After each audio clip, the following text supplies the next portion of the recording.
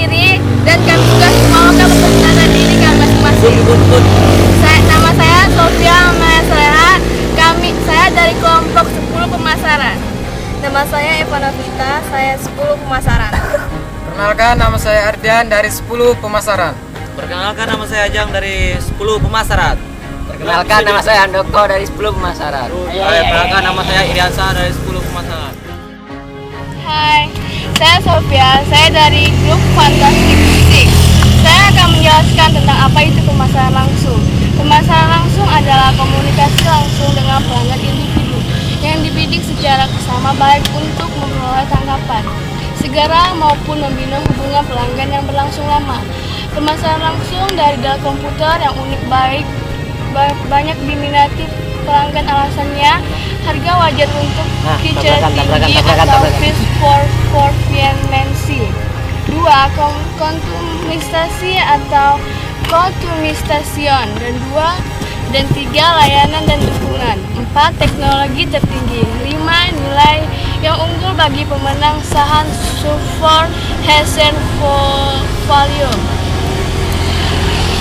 Dan ada juga manfaat bagi penjual.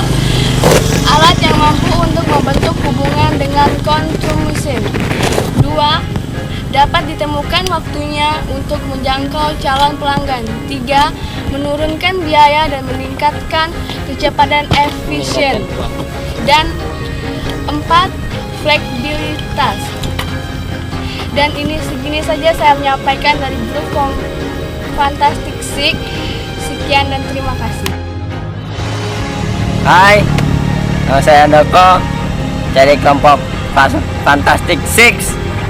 Saya akan membawakan materi basis data pelanggan dan pemasaran langsung. Basis data pelanggan adalah kumpulan yang terorganisasi atas data yang menyeluruh tentang pelanggan atau calon pelanggan individu yang meliputi data geografis, demografis, psikologis, dan perilaku. Pemasaran berdasarkan basis data atau database marketing adalah proses pembangun, memelihara dan menggunakan basis data pelanggan dan basis data lain atau produk pemasok perdagangan perantara dengan tujuan melakukan kontak dan transaksi dengan pelanggan. Perusahaan-perusahaan menggunakan basis data dalam empat cara. 1. Mengidentifikasi calon pelanggan. 2. Memutuskan pelanggan mana yang akan menerima tawaran khusus. 3. Memperdalam kesetiaan pelanggan. 4. Mengidentifikasikan kembali pembelian pelanggan. Sekian dan terima kasih dari saya, Andok. Saya dari kelompok Fantastic Six. Saya akan menjelaskan tentang pemasaran massal dibandingkan dengan pemasaran satu lawan satu. Pemasaran massal pertama, pelanggan pada umumnya. Yang kedua, pelanggan dikenali namanya. Yang ketiga, produk standar. Yang keempat, produk massal. Yang kelima, distribusi massal. Yang keenam, pemasangan iklan massal. Yang ketujuh, promosi massal. Yang kedelapan, pesan satu arah. Yang kesembilan, skala ekonomi. Yang ke-10, pangsa pasar. Yang ke-11, semua pelanggan. Yang ke-12, menarik pelanggan.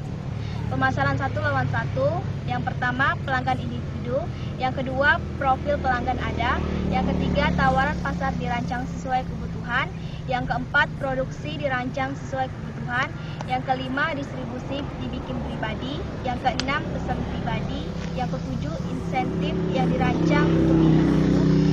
Yang ke-8, pesan dua arah. 9, lingkungan ekonomi. 10, pangsa pelanggan. 11, pelanggan yang mendatangkan laba. 12, mempertahankan pelanggan. Bentuk-bentuk pemasaran langsung. Pertama, pemasaran tatap muka, face to face selling. Yang kedua, pemasaran jarak jauh, telemarketing. Yang ketiga, pemasaran melalui surat langsung. Yang keempat, pemasaran melalui katalog. Yang kelima, pemasaran melalui televisi yang menghasilkan tanggapan langsung. Yang keenam, pemasaran melalui kios marketing. Yang ke-8, pemasaran secara online. Betul. Sekian penjelasan saya. Hai, saya Iriansa dari kelompok Fantastic Six. Saya akan menjelaskan tentang pemasaran online dan perdagangan elektronik. Pemasaran secara online dilakukan melalui sistem komputer online interaktif yang berhubungkan pelanggan dengan penjual secara elektronik.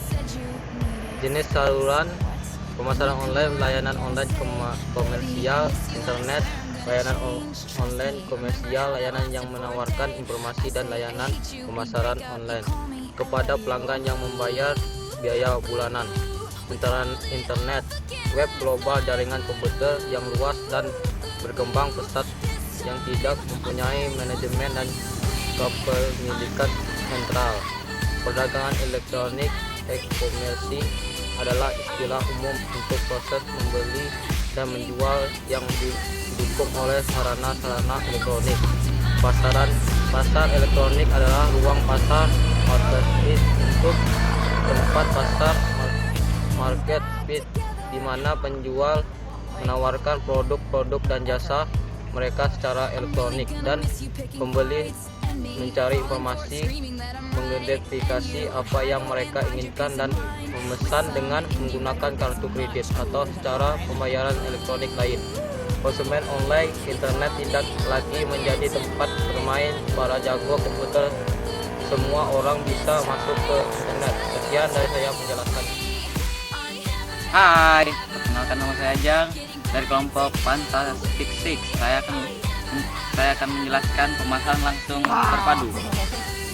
Pemasaran langsung terpadu (target direct marketing) adalah kampanye pemasaran langsung yang menggunakan sarana dan tahapan dan untuk memperbaiki tingkat tanggapan dan laba. Alur-alur gambar kampanye pemasaran langsung yang terpadu. 1.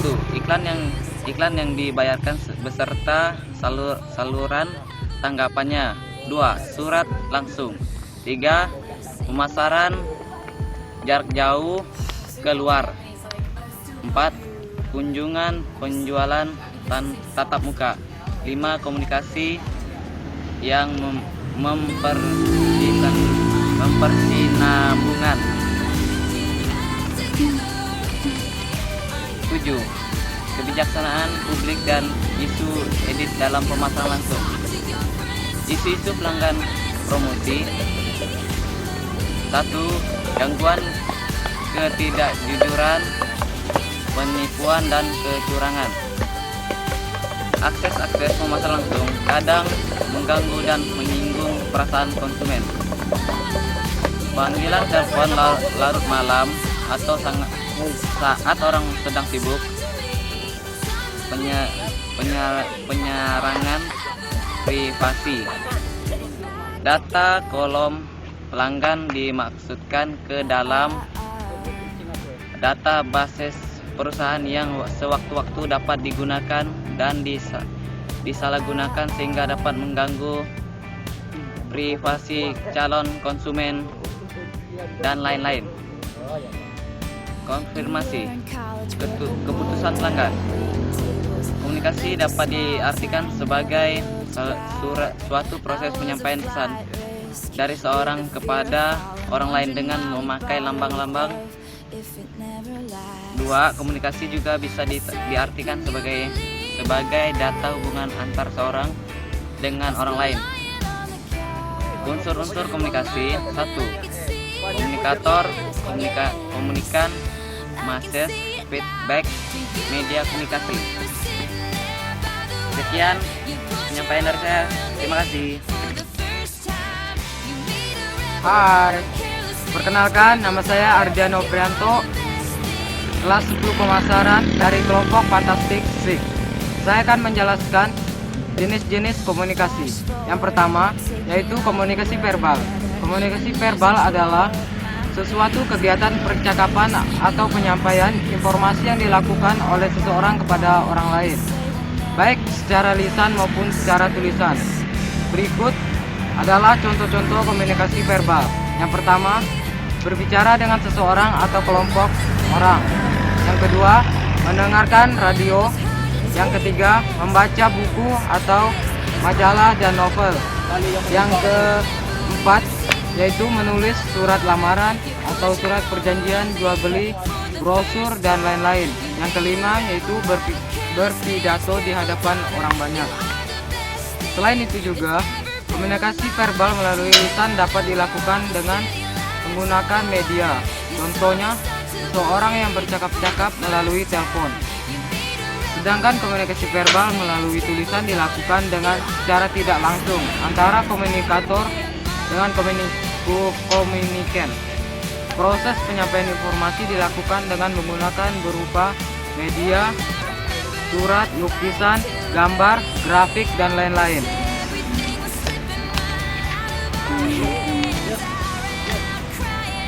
Yang kedua, yaitu komunikasi nonverbal. Komunikasi nonverbal adalah proses komunikasi di mana pesan disampaikan tidak menggunakan kata-kata. Bentuk komunikasi ini adalah menggunakan gerak isyarat, bahasa tubuh, ekspresi wajah, dan kontak mata. Penggunaan objek seperti pakaian, potongan rambut, dan sebagainya, simbol-simbol, serta cara berbicara dengan intonasi, penekanan, kualitas suara, gaya emosi, dan gaya berbicara. Contoh-contoh komunikasi nonverbal yaitu yang pertama, sentuhan. Sentuhan dapat termasuk bersalaman, menggenggam tangan, berciuman, sentuhan di punggung, mengelus-ngelus pukulan, dan lain-lain. Yang kedua, gerakan tubuh. Dalam komunikasi nonverbal, kinesik atau gerakan tubuh meliputi kontak mata, ekspresi wajah, isyarat, dan sikap tubuh. Yang ketiga, vokalik. Vokalik atau pralekti adalah unsur nonverbal dalam suatu ucapan, yaitu cara berbicara. Contohnya adalah nada berbicara, nada suara, keras atau lemahnya suara. Yang keempat ada itu lingkungan. Lingkungan juga dapat digunakan untuk menyampaikan pesan-pesan tertentu. Yang keenam adalah kronemik. Kronemik adalah bidang yang mempelajari penggunaan waktu dalam komunikasi nonverbal.